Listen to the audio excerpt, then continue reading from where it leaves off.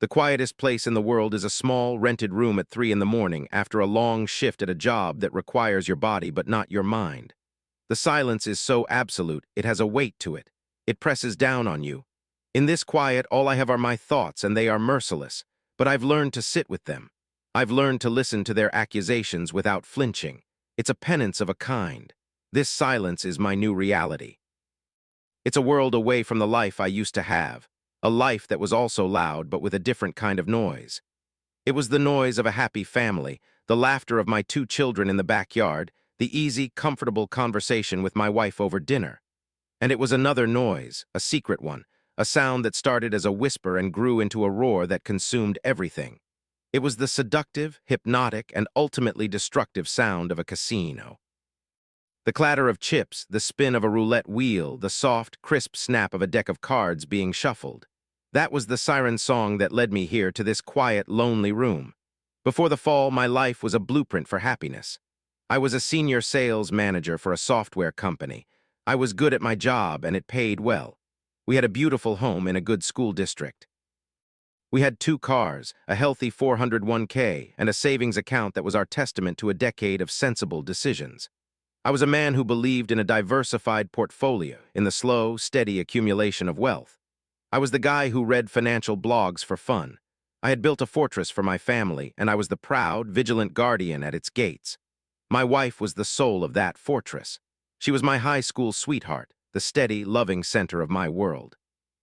She trusted me completely, especially when it came to our finances. I was the expert, the one who managed our investments and our long-term planning. Our partnership was built on a foundation of that trust, and for years I was worthy of it. I had everything a man could ever want. A loving family, financial security, the respect of my peers. But a part of me, a deep, restless, and foolish part, was bored. My life, for all its perfection, felt predictable.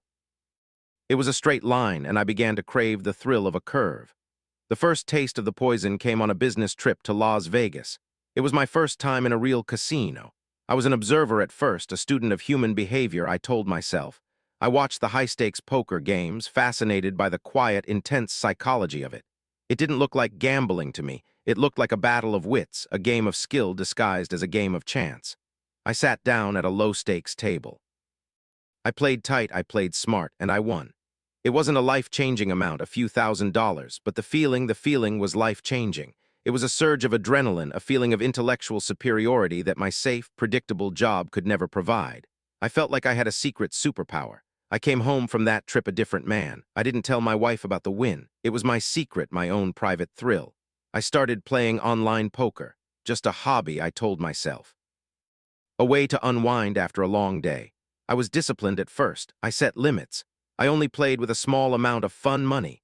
And I kept winning small, consistent wins that reinforced my delusion. I was convinced I had a gift. I wasn't a gambler. I was a skilled player, a shark swimming among the foolish fish. I was smarter than the game. The hobby started to consume me. I spent hours reading books on poker strategy, studying professional players, analyzing my own hands. My wife thought I was working on a side project for my job. That was the first big lie, the one that opened the door for all the others. The quiet joy of my family life started to feel dull in comparison to the electric thrill of a well-played bluff or a perfectly timed bet. I began to see my steady salary not as a source of security, but as a bankroll. The lines started to blur. I was no longer a husband and a father who played poker. I was a poker player who had a family and a job. I was living a double life, and the secret, thrilling one was slowly starting to devour the real one. The transition from a hobby to an addiction is a subtle and insidious thing. It's a slow, creeping tide that you don't notice is drowning you until the water is already over your head. For me, the tide started to rise when I had my first big loss. It was a single, catastrophic hand in a high-stakes online game, a bad beat that felt like a statistical impossibility. In a matter of seconds, all the profits I had accumulated over months were gone, and then some. A rational person would have stopped. They would have recognized the loss as a harsh lesson in the true nature of gambling. But I wasn't rational anymore. My brain had been rewired by the constant hits of dopamine from my wins. The loss didn't feel like a lesson, it felt like a theft. That money was mine and I had to get it back. That's when the chase began. Chasing losses is the gambler's anthem, the siren song that leads you onto the rocks. I was no longer playing to win. I was playing to break even. I started taking bigger risks, playing at higher stakes, my careful, disciplined strategy replaced by a desperate, reckless aggression. My secret life began to bleed into my real one, and the first casualty was our savings. I told my wife a story about a can't-miss, short-term investment opportunity that required a significant cash deposit. She was hesitant, but she trusted me. I was the financial expert. The pain of watching that savings account, our fortress, drain into the anonymous ether of an online poker site was immense, but it was overshadowed by my conviction that I was just one big win away from making it all back with interest. But the big win never came. The losses just mounted, each one digging me into a deeper hole. I maxed out our credit cards, taking cash advances at obscene interest rates. I took out a personal loan from the bank, forging my wife's signature on the application. The man who had once prided himself on his financial prudence was now committing fraud against his own family.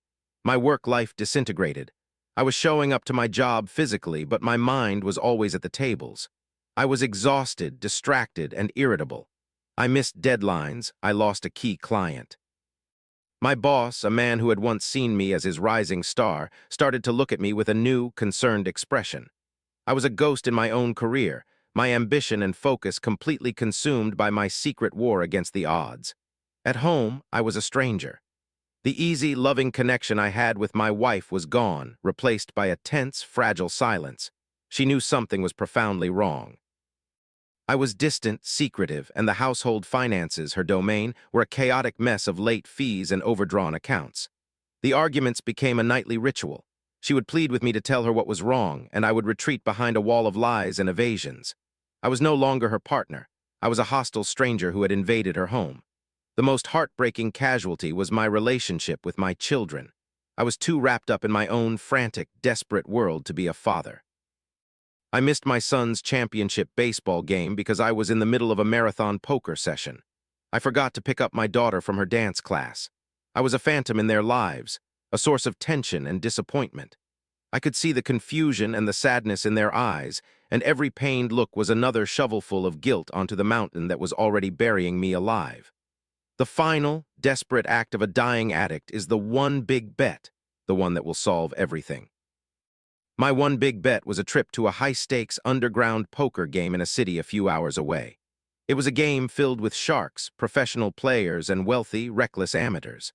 I took the last of the money from the loan, the final bullet in my financial gun, and I went, telling my wife I was on a last-minute business trip. I walked into that smoke-filled room with the weight of my entire life on my shoulders. This was it. I would either walk out a hero who had saved his family, or I would walk out with nothing. I played for 12 straight hours, my body running on caffeine and pure, terrified adrenaline, and for a while it seemed like my prophecy might come true. I was winning. The pile of chips in front of me grew into a small mountain. I could feel the old confidence returning, the feeling that I was smarter, better, that destiny was on my side. And then came the final hand, all in. The fate of my entire world came down to the turn of a single indifferent card. I can still see it, tumbling through the air in slow motion, a flash of red and white. It was the wrong card. The mountain of chips slid across the table, away from me. The noise in the room faded into a dull roar. I felt a strange, cold calm descend over me. It was the calm of a man who has just been given a terminal diagnosis. The fight was over. I had lost. I drove home through the pre-dawn darkness, a hollowed-out man in a car that would soon be repossessed. I had nothing left. No money, no savings, no credit, no job to go back to. I had burned every bridge, every safety net. And as I pulled into the driveway of the home I was about to lose, I knew that the financial ruin was only the beginning. The truly devastating loss, the one that would define the rest of my life, was waiting for me behind the front door. The confession was a quiet, brutal surgery performed without anesthetic. I walked into our home, the home I had already lost, and found my wife asleep on the couch, a book resting on her chest. She had waited up for me. The sight of her, so peaceful and so completely unaware of the cataclysm I was about to unleash, broke the last of my resolve. I woke her gently. I sat on the floor in front of her, and in the dim light of the living room, I told her everything. The whole ugly, sordid story. The lies, the loans, the secret life, the final bet. I watched as her sleepy, loving expression was replaced by a mask of horror, a look of such profound betrayal that it will be seared into my memory for as long as I live. There were no tears, not at first, Just a vast, empty silence. She didn't have to say a word. I could see it all in her eyes, the death of our shared past, the annihilation of our shared future, the end of her love for me. The aftermath was swift and merciless. The carefully constructed world I had taken for granted was dismantled, piece by piece, with a brutal efficiency. The house went first. The foreclosure process, once an abstract concept from a financial blog, was now the stark, humiliating reality of our lives. We were evicted, our belongings, the artifacts of our happy life together, put into a storage unit we couldn't afford. She took the children and moved into her sister's small, cramped apartment. It was a temporary measure, she said, but we both knew it was permanent. It was a lifeboat, and there was only room for her and the kids. I was the anchor that had to be cut loose. I watched her drive away, my son staring at me through the back window, his face a small, pale mask of confusion and fear. In that moment, I understood that I hadn't just lost my family's money. I had lost my right to be a part of their family. I moved into a weekly rental motel on the highway, a place where broken lives like mine came to rust. My new home was a single room with a bed that smelled of 1,000 other lonely men. The shame was a physical entity, a constant companion that sat on my chest and made it hard to breathe. I was a ghost, haunted by the life I had murdered. The debt was a pack of wolves, and I was wounded, bleeding, and alone. The phone calls were relentless, a daily chorus of threats and demands. Bankruptcy was inevitable, another public declaration of my utter failure as a man. I had lost my job, my home, my family, and my dignity. I was at the absolute bottom, a place so dark and so deep I was sure I would never find my way out. The turning point didn't come in a flash of lightning. It came in the form of a quiet question from my 7-year-old daughter during one of our stilted, awkward phone calls. "Daddy," she asked, her voice small and clear, "are you ever going to get better?" Her innocent question was a perfectly aimed arrow that pierced through the thick armor of my self-pity. She wasn't asking about the money. She wasn't asking about the house. She was asking about me, about her father. And in that moment, I realized that as long as my children were in the world, I had a reason to get better. It was the beginning of a long, painful climb. I found a gambler's anonymous meeting in the basement of a church. I walked in, my hands shaking, my stomach churning with a toxic cocktail of shame and fear. I sat in a circle of strangers, men and women, old and young, from every walk of life, and I listened to their stories. And for the first time, I didn't feel alone. Their stories were my story. Their pain was my pain. That night, I stood up and I said the hardest words of my life. My name is David, and I am a compulsive gambler. It was an admission of defeat, but it was also the first step toward a new kind of victory. The recovery was a grueling, day-by-day battle. It was about learning to live with the wreckage I had created. It was about finding a job, any job, to start chipping away at the mountain of debt I owed. I started working as a handyman, using the skills I had to fix other people's homes while my own was a ruin. The work was honest and simple, and it kept my hands and my mind busy. It was a humbling but necessary penance. I committed myself to the process. I went to meetings every day. I got a sponsor, an older man who had been through the same fire and had come out the other side, scarred but whole. He taught me that recovery wasn't about winning back what I had lost. It was about building a new life, a life based on honesty, responsibility, and a quiet acceptance of my own powerlessness over the addiction that had nearly destroyed me. The path to a new life is not a straight line. It's a series of small, uncertain steps, often with a few painful stumbles backward. My new life was built on a foundation of humility. I moved from the motel into a small room in a shared house. I took the bus. I lived on a strict budget, every dollar accounted for. Most of my meager earnings went to my debts and to the small but consistent child support payments I started sending. Each check I mailed was a prayer, a small, tangible act of atonement. My relationship with my ex-wife and children was the most difficult and the most important part of my reconstruction. Our phone calls were, for a long time, guarded and painful. I learned to stop making promises and to start showing up consistently and honestly. I didn't talk about getting back together or fixing the past. I just focused on being a father, a steady, sober voice in their lives. The first time I saw them in person after nearly a year was in a public park, a neutral ground. The kids were shy at first, but the simple, powerful bond between a father and his children is a resilient thing. We threw a baseball. We went on the swings. I wasn't the rich, successful dad they remembered. I was just their dad, present and sober, and I could see in their small, cautious smiles that that was enough. My ex-wife and I found a new kind of peace. We would never be the couple we once were. The betrayal had been too deep, the wounds too severe. But we became partners in the shared project of our children's well-being. The anger in her eyes was replaced by a sad, weary respect for the hard work I was doing to get my life back on track. She saw that I was a different man, a man who was finally, painfully, telling the truth. I will live with the financial consequences of my gambling for the rest of my life. I will likely never own a home again. My children will not have the privileged upbringing I had once planned for them. These are the hard, undeniable facts of my failure, the scars that will never fade. But my life is not a tragedy. It is a quiet, simple, and honest life. I find my satisfaction not in the thrill of a winning hand, but in the quiet pride of a hard day's work. I find my joy not in a stack of casino chips, but in the sound of my daughter's laughter on the phone. I am no longer the guardian of a fortress.